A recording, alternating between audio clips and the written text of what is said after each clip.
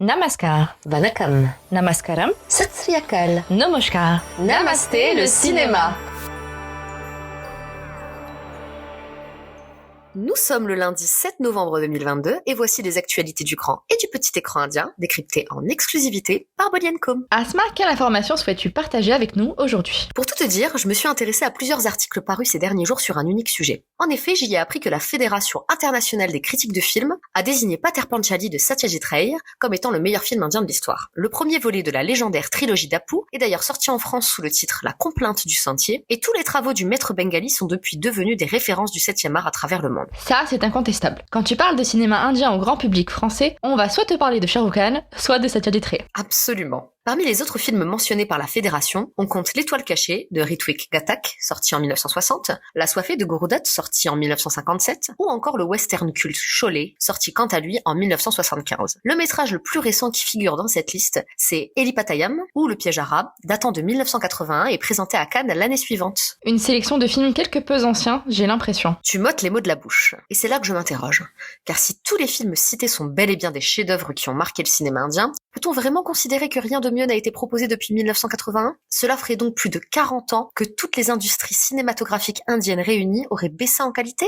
Si c'était le cas, ce serait en tout cas bien triste. Je pense que tu seras d'accord avec moi, Elodie. Si nous aimons toutes les deux le cinéma indien dans sa grande complexité, avec les années nous nous sommes davantage spécialisés dans le cinéma indien contemporain. Toi comme moi, nous avons donc vu un nombre incalculable de métrages indiens sortis après 2010. Et on peut vous assurer que dans le lot, il y en a beaucoup qui auraient mérité une mention de la part de la Fédération. Parfaitement. C'est pourquoi nous allons vous présenter 5 films indiens récents qui, selon nous, font partie des meilleurs de tous les temps. Le premier de la liste, c'est Heather, sorti en 2014. Le dernier volet de la trilogie shakespearienne du cinéaste Vishal Bhardwaj est également son film le plus puissant, le plus enflammé et le plus engagé politiquement. Et c'est à voir absolument pour les performances hallucinantes de Shahid Kapoor et de Tabu. Ensuite, je vais citer Andhadhun, sorti en 2018. Cette comédie noire est probablement l'une des propositions les plus brillantes du Bollywood actuel, jouant merveilleusement avec nos perceptions et donnant à voir un casting au sommet de son art. Vraiment, je voudrais pas vous commander, mais vous devez voir ce film. Pour ma part, je souhaite également vous parler de Kumbalangi Nights, sorti en 2019. Ce film malayalam est juste brillant. Je le mentionne pour sa sensibilité profonde, son propos ultra pertinent sur la notion de masculinité toxique, ainsi que pour sa mise en scène enlevée. C'est vraiment un métrage que je vous conseille pour l'expérience unique que vous en ferez, tant je n'ai jamais vu de ma vie une œuvre pareille. Ensuite, on peut aussi citer Premam,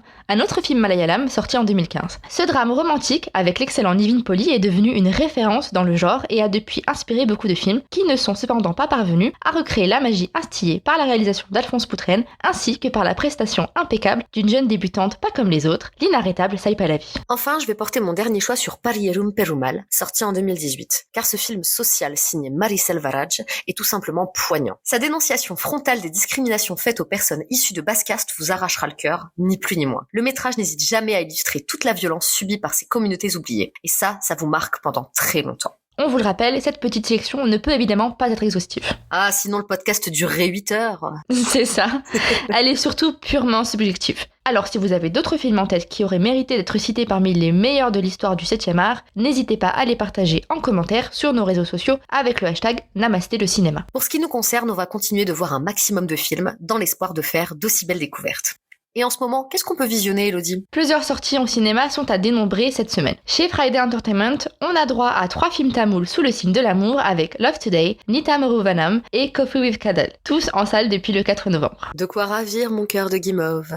De son côté, Nighted Film frappe de nouveau très fort en nous proposant Kantara, le succès surprise de Sandalwood, également depuis le 4 novembre. Il y a peu de séances, alors surtout, réservez vos places. En ligne, retrouvez toujours depuis le 4 novembre Baiji Kutange, film punjabi qui a attiré notre attention puisqu'il lance la carrière d'actrice de l'actuelle Miss Univers, Arnaz Sandhu. Le métrage est disponible sur Z5, sous-titré en anglais. Surprenant de la voir d'ores et déjà au cinéma alors qu'elle est encore tenue par ses obligations de reine de beauté. Enfin, on pourra découvrir le même jour et sur la même plateforme le film indie Tatka, attendu de très longue date avec Taapsee Pannu, Ali Fazal et Shreya Saran à sa distribution. Ce remake du métrage malayalam Salt and Pepper est également sous-titré en anglais. Je pensais que ce film ne sortirait jamais. C'est donc aussi réjouissant qu'inattendu. Justement, en parlant de news inattendues, j'en profite pour rebondir sur le sujet suivant. La parole est à toi, Asma. Merci. En fin de semaine dernière, Parvati, l'une de nos actrices préférées, a publié un test de grossesse positif sur ses réseaux sociaux. Elle est enceinte? Mais c'est formidable. J'adore cette actrice, elle est d'ailleurs la cover girl de notre 15e numéro. Effectivement, on l'a toujours appréciée chez Bolienko. J'étais donc en joie à la perspective de cet heureux événement lorsque,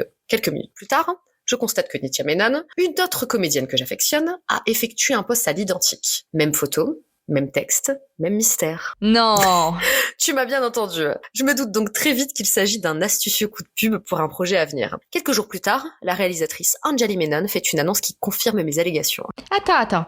Anjali Menon, tu parles du génie derrière Bangalore Days et Coudé, 2 films malayalam que je kiffe. C'est bien elle. Et cette fois, elle signe Wonder Women, un film pour la plateforme de streaming Sony Live. Aux côtés de Parvati et Nithya, on retrouvera au casting Amrita Subhash, Padma Priya et Sayanora Philippe. Elles seront ainsi au service de cette production sur le parcours de plusieurs femmes enceintes. Franchement, c'était osé. Et ça titille ma curiosité concernant ces Wonder Woman. La mienne également. Mais ce qu'il y a à retenir de cet ingénieux coup de pub, ce sont les réactions qu'il a suscitées. Car oui, en annonçant sa fausse grossesse, Parvati est venue secouer un ordre établi en Inde, selon lequel une femme qui n'est pas mariée ne peut décemment pas être enceinte. Pourquoi, me direz-vous? Sans doute au nom de la religion et des mœurs très archaïques qui subsistent dans la société indienne. En tout cas, en postant cette nouvelle, l'actrice s'est attirée les foudres des puritains qui ont condamné son célibat et sa grossesse hors mariage. Et c'est là que, selon moi, le buzz est purement génial. Car en mettant les radicaux face à leurs propres excès, Parvati a parfaitement mis en valeur la cause de son film. Car les femmes, comme leurs expériences de grossesse, sont complexes et pluriel.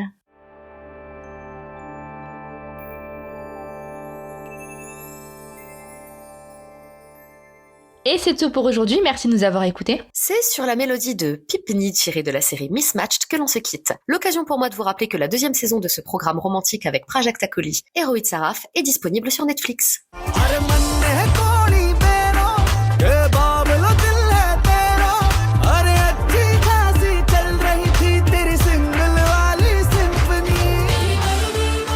Si vous aimez Namasté le cinéma, n'hésitez pas à nous soutenir en partageant massivement le podcast autour de vous. Et si vous avez des suggestions à nous faire ou des messages à nous transmettre, vous pouvez nous contacter par mail ou sur bolienco.fr. Nous serons ravis de vous lire. On se retrouve lundi prochain avec plus d'infos. Bonne semaine à tous. Et surtout, n'oubliez pas, Namasté le cinéma.